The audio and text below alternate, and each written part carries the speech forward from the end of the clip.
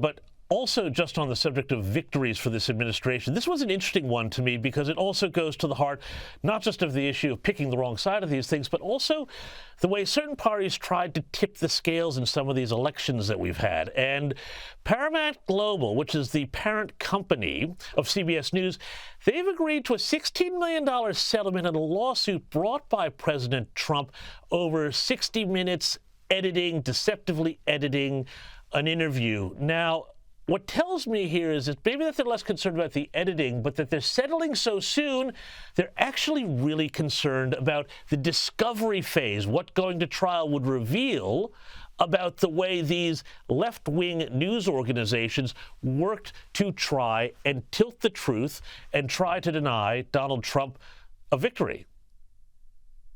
And James, that's an insight that a lot of people here in America are missing.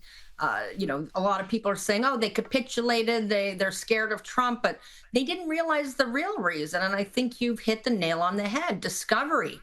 In the discovery period, that's when, the opposition's lawyers get to look at the emails, get to look at the phone records, all of this stuff. And it's really incredible. I mean, this happens all the time in journalism. The mainstream media doing their best to get Democrats elected. This was just one of the few times we actually saw a little bit of what happened behind the scenes, because they released a clip as a tease that had one of the famous Kamala Harris word salads. Yeah. And then, of course, I assume, someone probably in the White House and the Democratic Party said, hey, can you change that?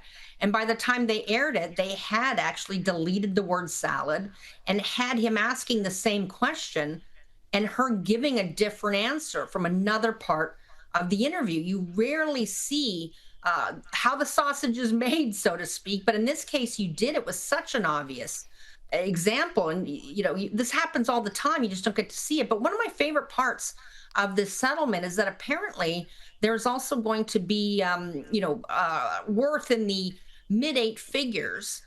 So we're talking, tens of millions of dollars of advertisements and public service announcements that CBS is going to have to air on behalf of conservative causes. And we know that John Whitaker, who did that interview with Kamala Harris, was apparently teary-eyed when the settlement was announced in a staff meeting.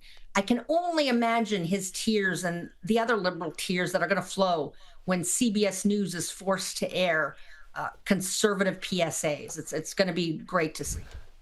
That is so fantastic, and I love that they are going to be forced to air the stuff that they don't want to air and have suppressed. Anyway, Kelly Jane Torrance, thanks so much for joining me this 4th of July. Have a great 4th.